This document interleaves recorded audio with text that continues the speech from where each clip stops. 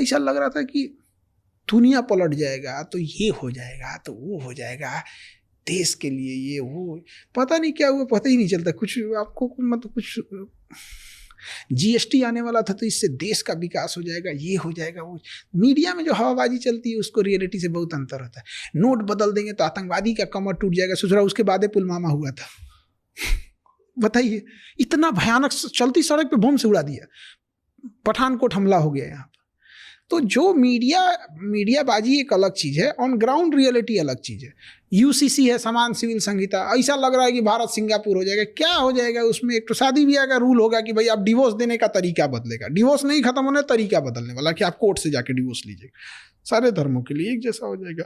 वसीयत का होगा कि भाई बेटा का अधिकार है तो बेटी का भी अधिकार है। लेकिन ऐसा देखिएगा यूसीसी में ऐसा लगेगा कि नहीं, अब इंडिया में सब लोग सिंगापुर हो जाएंगे, ये हो जाएंगे।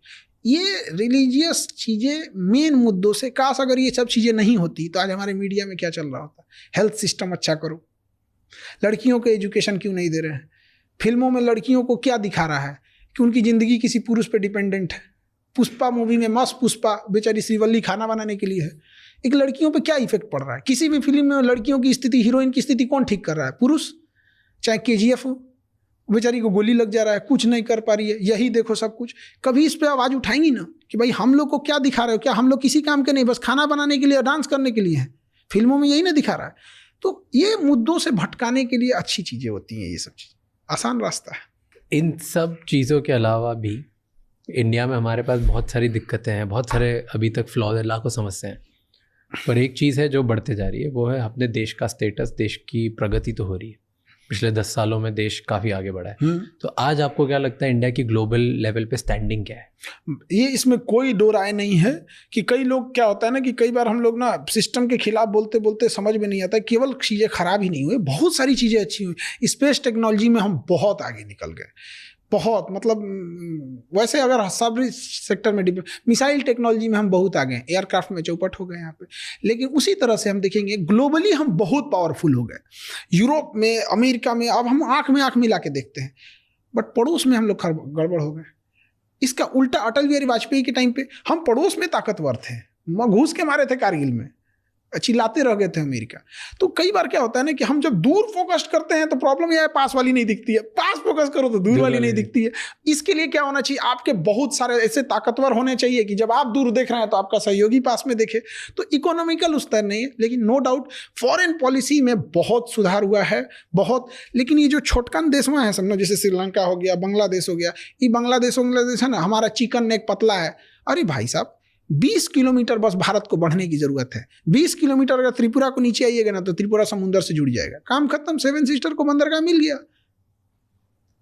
20 किलोमीटर बांग्लादेश से नहीं बढ़ सकते हैं तो क्या बढ़ सकते हैं? ऑप्शन है हमारे पास, सरकार नहीं है, बढ़ गए। वापस देंगे जब सरकार आएगी तब। वापस कब? शेख हसीना आ गई तो वैसे भी पॉजिटिव हो गया, नहीं आए तो भी पॉजिटिव हो गया। कुल पंचायती कलम खूंटा हुए गाड़ब।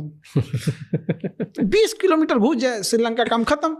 वो श्रीलंका कह रहे हैं, त्रिपुरा का हो गया। कॉक्स बाजार सब हम लोग का हो जाएगा। अब उसके बाद बांग्लादेश चिल्लाएगा, फिर समझौता कराएंगे, उस पर लिखो तभी देंगे जब तुम हमारे किसी शत्रु देश को या किसी विदेशी देश को यहाँ नौसेना का अड्डा नहीं दोगे तब। ऐसे छोड़ देंगे तो कुछ भी कर देगा। जाके मोहम्मद यूनुस बोलता है चाइना में कि नॉर्थ ईस्ट के पास अपना समुंदर नहीं है। अरे बाप रे बाप, काश ये धार्मिक मुद्दे भारत में नहीं होते ना। आज चिकन नेक जो 26 किलोमीटर हम कर रहे हैं उसमें क्या जाता है? उसको 50 किलोमीटर घुस जाए बांग्लादेश में। चाइना कैसे गया तिब्बत लेके? सद्दाम हुसैन पे कैसे अमेरिका ने हमला कर दिया? अफगानिस्तान में क्या किया? पुतिन ने क्या किया? चेकोस्लोवाकिया कहाँ गया?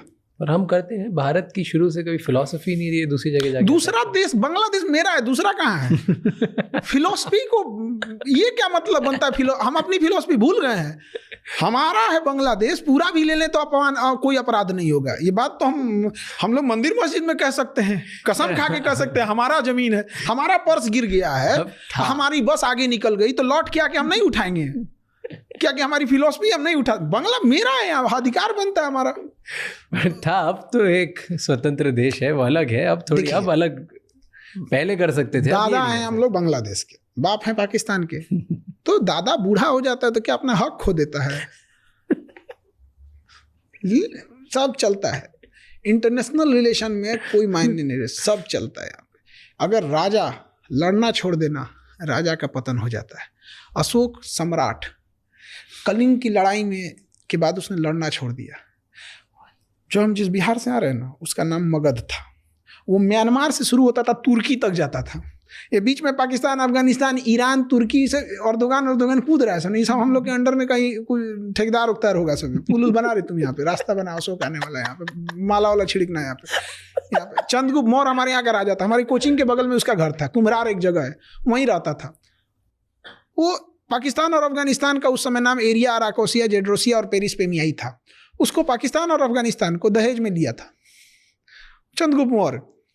लेकिन हुआ क्या, उसका पोता यानी चंद्रगुप्त मौर्य बिंदुसार, उसके अशोक लड़ना छोड़ दिया। वो मगध धीरे धीरे छोटा होते होते होते होते होते होते आज बिहार बचा है। जिस मगध यानी जिस बिहार के आगे सिकंदर लौट के गया था ना, जिस बिहार को कोई जीत नहीं सका था मगध को ना, पूरे अखंड भारत को जिस पटना से संभाला जाता था ना, केवल उसके तलवार छोड़ने की वजह से आज पटना ना मजदूरों की राजधानी हो गई। पूरे बिहार से सबसे ज्यादा लेबर हमारे यहाँ आते। वही लड़ना नहीं छोड़ना चाहिए। अमेरिका पागल है जो $800 अरब अपने इकोनॉमी पे डिफेंस बजट पे खर्च कर रहा है।